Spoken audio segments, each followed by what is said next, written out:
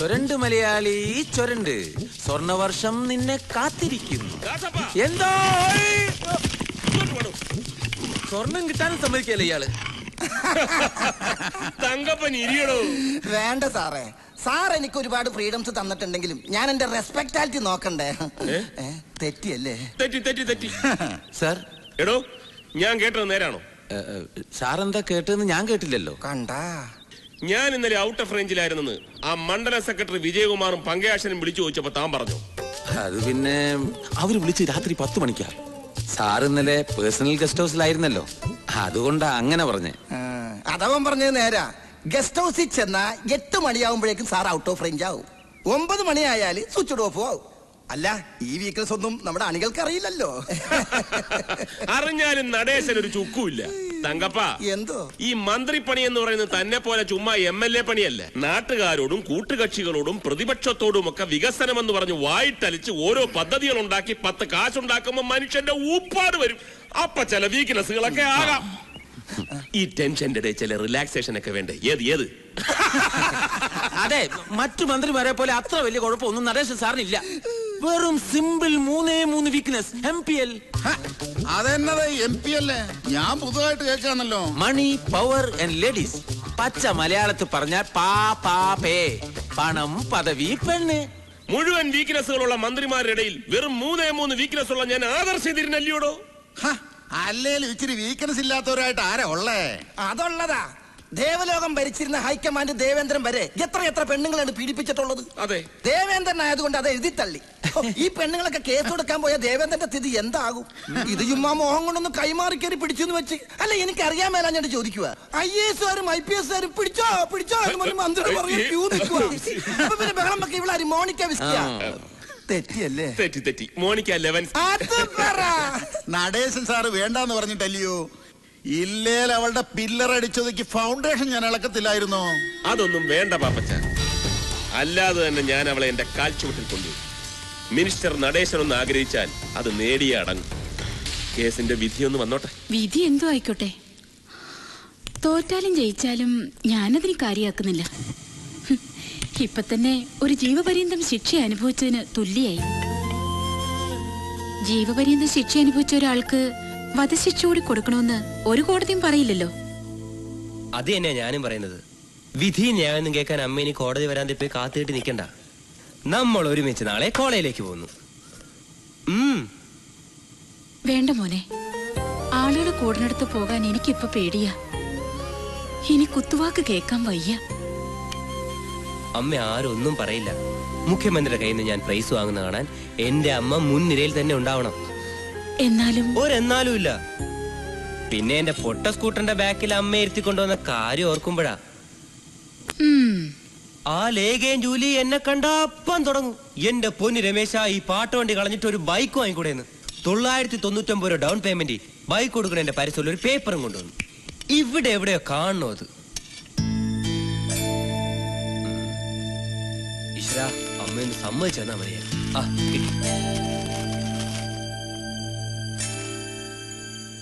അമ്മയ്ക്ക് മോഹമില്ലാഞ്ഞിട്ടാ.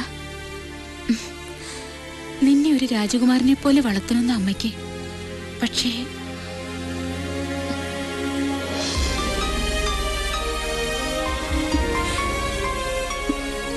മോന്റെ അച്ഛനുണ്ടായിരുന്നെങ്കിൽ ഇപ്പോ. അയ്യേ കരയ്യ. എനിക്കറിഞ്ഞൂടെ അച്ഛന്റെ കടങ്ങൾ വിട്ടാൻ അമ്മ പെടുന്ന പാട്. പിന്നെ എന്റെ കേസ്, വക്കീൽ ഫീസ് ഒക്കെ എനിക്കറിയാം. ബൈക്ക് ഉടനെ വാങ്ങുന്ന കാര്യമല്ല ഞാൻ പറഞ്ഞത്. നമ്മുടെ കടങ്ങളൊക്കെ തീർന്ന് സ്വസ്ഥമായിട്ട്. അല്ല, അപ്പോഴേക്കും ഞാൻ സമ്പാദിച്ചു തുടങ്ങില്ലേ? അപ്പൊ പിന്നെ നോക്കിയോ, ഈ വാടക വീട് മാറി പണ്ട് നമുക്കുണ്ടായിരുന്ന കൊട്ടാരം പോലെ ഒരു ബംഗ്ലാവ് പണിത് എന്റെ അമ്മയെ ഞാൻ അതിലെ മഹാറാണിയാക്കും. അമ്മ മഹാറാണി. എന്നിട്ട് ബെൻസ് കാറി കയറി അമ്മയ്ക്ക് ഏറ്റവും ഇഷ്ടപ്പെട്ട സിംലയിലേക്ക് ഒരു ടൂർ. എന്താ? പക്ഷെ നാളെ അമ്മ മഹാറാണി എന്റെ പൊട്ട സ്കൂട്ടറിൽ തന്നെ വരേണ്ടി വരും. വരില്ലേ? വേണം. നാളെ നമ്മൾ ഒരുമിച്ച് കോളേജിൽ പോകുന്നു. യോയോ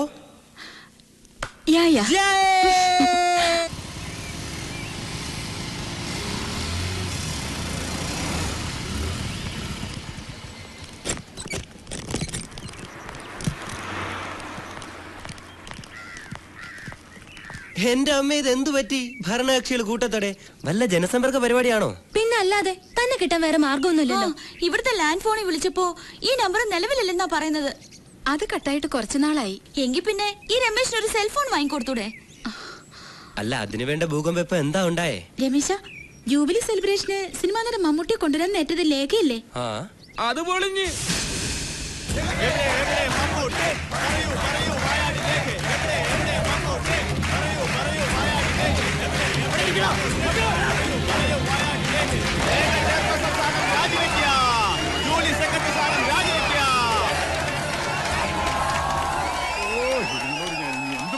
മൈ ഡിയർ സ്റ്റുഡൻസ്, എന്റെ പൊന്നുമക്കളെ, നമ്മുടെ കോളേജിന്റെ ചരിത്രത്തിലെ അവിസ്മരണീയമായ ഒരു സുദിനമാണിന്ന്. ദേവിയിൽ നിങ്ങൾ ബഹളം ഉണ്ടാക്കരുതെന്ന് ഞാൻ അഭ്യർത്ഥിക്കുന്നു. ഓ, ഈ കഴിവേറി മക്കള്! നായ നടുക്കടലിൽ ചെന്നാലും നക്കിയെ കുടിക്കുള്ളെന്ന വചനം. അതൊരു പഴഞ്ചൊല്ലല്ലേ? ഞാൻ ഉണ്ടാക്കിയ ഒരു വചനാണെന്ന് വെച്ചോ. ആ ലേഖയുടെ വാക്കേട്ട് അച്ഛൻ തുള്ളുമ്പോഴേ ഞാൻ പറഞ്ഞാണ് സൂക്ഷിക്കണം. എവിടെയാ അവള്? മമ്മൂട്ടിയുടെ മുമ്പിൽ ഡാൻസ് ചെയ്യാൻ കിട്ടിയ അവസരം ഞാനിന്ന് കലക്കും. മൊത്തം കലങ്ങാതിരുന്നാ മതി. അതൊക്കെ രമേശ് നോക്കിക്കോളൂ. അവിടെ ഇരിടി. മുഖ്യമന്ത്രി എത്താൻ വൈകും. മമ്മൂട്ടി എത്തിയിരുന്ന ഉദ്ഘാടന കർമ്മെങ്കിലും നടത്താമായിരുന്നു. ലേഖ എവിടെ? എവിടെയാ അവള്? അവളിപ്പോ വരുവച്ചോ? വരും, അതോ മുങ്ങി സത്യം പറഞ്ഞോളെ. നിന്റെ ഒരു ഒറ്റ ആളുടെ ബലത്തിലാ ഈ കുരിശെടുത്ത് ഞാൻ തോളെ വെച്ചത്. വല്ലതും നടക്കുവോ? ധൈര്യമായിട്ടിരിക്കച്ചോ. മമ്മൂട്ടി മാത്രല്ല, മോഹൻലാലും എത്തും. സത്യമാണോ? അവസാനം ഞാൻ ഈ കോളേജിൽ നിന്ന് ഓടേണ്ട അവസ്ഥ ഉണ്ടാക്കരുത്. ഓടിയാൽ ഒളിക്കാൻ ഒരൊറ്റ പള്ളി പോലും ഇല്ല. എല്ലാം പൂട്ടിയിട്ടിരിക്കുക. കർത്താവാണ് അതിന്റെ അകത്ത് പെട്ടും പോയി. അച്ഛൻ എന്തായാലും അതുപോലെ വിടില്ല. ധൈര്യമായിട്ട് അനൗൺസ് ചെയ്തോ. സൂപ്പർ സ്റ്റാറുകൾ പുറപ്പെട്ടു കഴിഞ്ഞാച്ചോ. സത്യമാണോ? തനിക്ക് മനസ്സിലായോ ഇപ്പൊ എന്റെ പിള്ളേരുടെ ചോണ? എനിക്ക് മമ്മൂട്ടിയുടെ കൂടെ വന്ന ഒരു ഫോട്ടോ എടുക്കണം. ഞാനും കുറെ നാൾ നടന്നതാണ് അഭിനയിക്കാൻ. പാടോ ഒന്ന് അനൗൺസ് ചെയ്തിട്ടേ ബാക്കി കാര്യമുള്ളൂ. ഹലോ നന്ദിനി.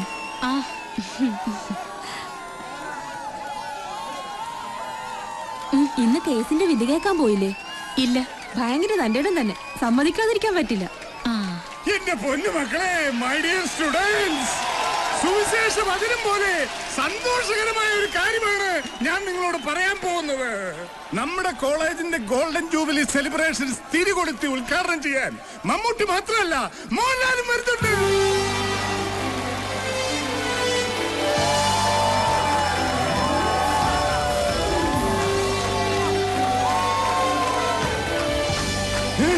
എന്റെ കർത്താവേ, ഞാൻ എന്താ ഈ കാണുന്നേ?